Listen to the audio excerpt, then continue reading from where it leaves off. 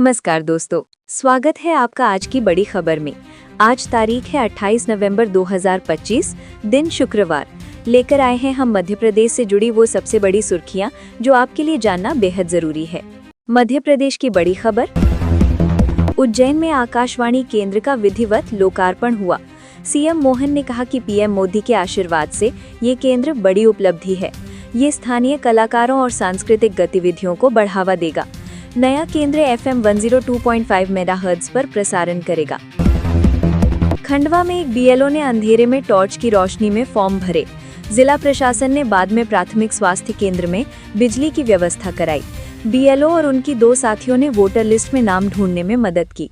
उन्होंने SIR form गणना पत्र भी भरकर काम पूरा किया। कटनी में ऋतिक ने शैलेंद्र पर धारदार हथियार से हमला किया। शैलेंद्र के प्राइवेट पार्ट को चोट लगी है और इलाज चल रहा है। ऋतिक को शक था कि शैलेंद्र की उसकी पत्नी के साथ अवैध संबंध है। पुलिस ने आरोपी को हिरासत में लेकर जांच शुरू कर दी है। पीएम मोदी आज वीडियो कॉन्फ्रेंसिंग से स्काई रूट के इन्फिनिटी हैदराबाद परिसर का उद्घाटन करेंगे। ये परिसर 2 लाख वर्ग फुट में फैला है और रॉकेट डिजाइन और परीक्षण की सुविधा देगा। हर महीने एक ऑर्बिटल रॉकेट बनाने की क्षमता है। स्काई रूट की स्थापना इसरो के पूर्व वैज्ञानिक पवन चंदना और भरत ढाका ने की थी। MP में ठंड बढ़ गई है। छतरपुर में 7.8, मुरैना 8.8, रीवा 8.9 डिग्री दर्ज।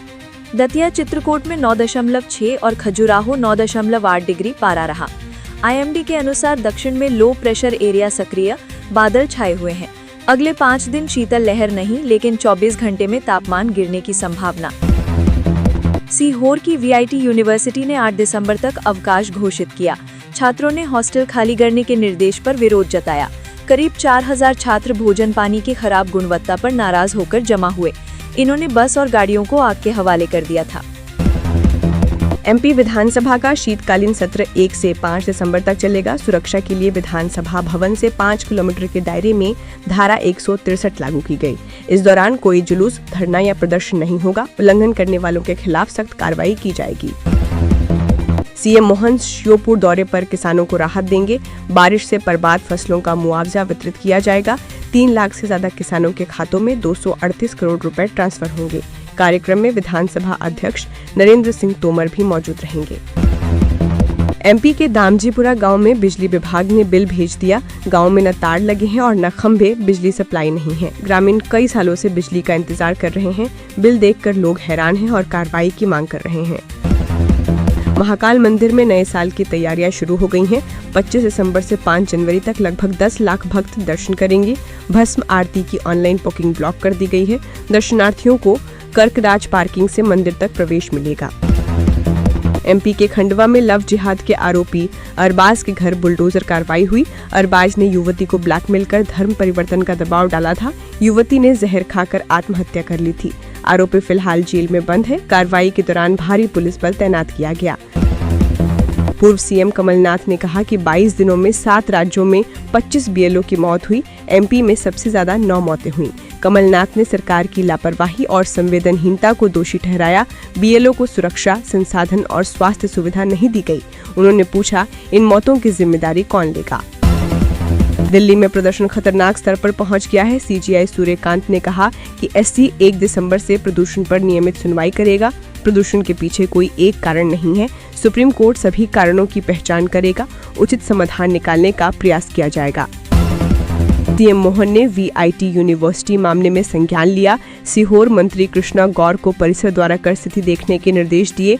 स्टूडेंट्स व प्रबंधन से बात कर आवश्यक कदम सुनिश्चित करने को कहा। उच्च शिक्षा मंत्री इंदर सिंह परमार को भी दिशा निर्देश दिए गए। CM ने कहा कि विद्यार्थियों का हित और गुणवत्तापूर्ण शिक्षा सर्वोच्च प्राथमिकता है। रेलवे में 8,868 ग्रेजुएट और अंडर ग्रेजुएट पोस्ट के लिए आवेदन की आखिरी तारीख आज है। 5,810 पोस्ट डिग्री और 3,058 पोस्ट इंटरमीडिएट क्वालिफिकेशन वाली हैं। चयन CBT, skill test, document verification और मेडिकल टेस्ट से होगा। ग्रेजुएट पोस्ट के लिए आयु 18 से 33 साल, अंडर ग्रेजुएट के लिए 18 से 30 साल। अधिक जानकारी के लिए आधिकारिक नोटिफिकेशन देखें। PM मोदी से मिली world champion blind women's team. पीएम मोदी से वर्ल्ड चैंपियन भारतीय ब्लाइंड वुमेन्स टीम ने मुलाकात की। टीम ट्रॉफी लेकर पीएम आवास पहुंची और साइन किया हुआ बैट गिफ्ट किया।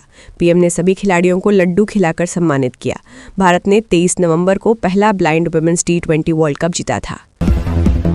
एमपी सरकार ने सिविल सेवा अवकाश नियम 2025 जारी कर दिए हैं। ये नियम 1 जनवरी 2026 से लागू होंगे।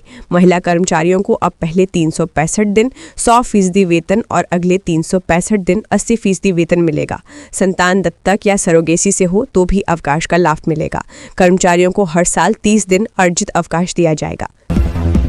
सीएम ने किसानों के खातों में भेजे 238.78 करोड़ रुपए। सीएम मोहन यादव ने किसान हितैषी योजना के तहत 3,05,410 किसानों को कुल 238.78 करोड़ रुपए जारी किए। श्योरपुर के 10,078 धान प्रभावित किसानों को सबसे अधिक 100.83 करोड़ रुपए मिले।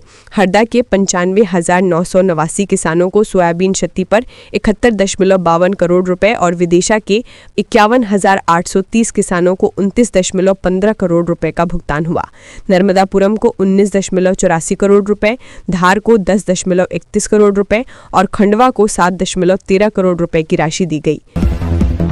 कांग्रेस में करारी हार के बाद अंदरूनी संकट गहरा गया है। बिहार की हार और कर्नाटक में सीएम पद को लेकर विवाद बढ़ता जा रहा है। वरिष्ठ नेता राशिद अल्वी ने इसके लिए केंद्रीय नेतृत्व को जिम्मेदार ठहराया। उन्होंने कहा कि राहुल गांधी से मिलना मुश्किल है और वे पहुंच से बाहर हैं। अल्वी की मांग है कि पार्टी की कमान प्रियंका गांधी को सौंप दी जाए। पप्पू और पप्पू की मम्मी की सरकार खत्म हो गई। सीएम मोहन यादव ने कांग्रेस पर निशाना साधते हुए कहा कि कांग्रेस भावांतर का पैसा नहीं देना चाहती थी। उन्होंने कहा कि भगवान राम का प्रमाण मांगने वालों के सामने आज राम मंदिर जगमगा रहा है। सीएम बोले कि कांग्रेसी गोपाल कृष्ण भगवान की जय भी नहीं बोल सकते और हमारी सरकार किसानों व गरीबों की सच्ची चिंता करती है। कुमार केतकर ने दावा किया कि 2014 में कांग्रेस को सत्ता से बाहर करने की बड़ी वैश्विक साजिश रची गई थी। उनके मुताबिक अमेरिकी CIA और इजरायली मोसाद का मिशन में शामिल थीं। केतकर का कहना है कि दोनों एजेंसियां नहीं चाहती थीं कि भारत में कांग्रेस के नेतृत्व में स्थिर सरकार बने। उन्होंने आरोप लगाया कि विदेशी ताकतों ने चुनावी माहौल को प्रभावित करने की कोशिश की। ये बयान अब राजनीतिक हलकों में नई बहस छेड़ रहा है।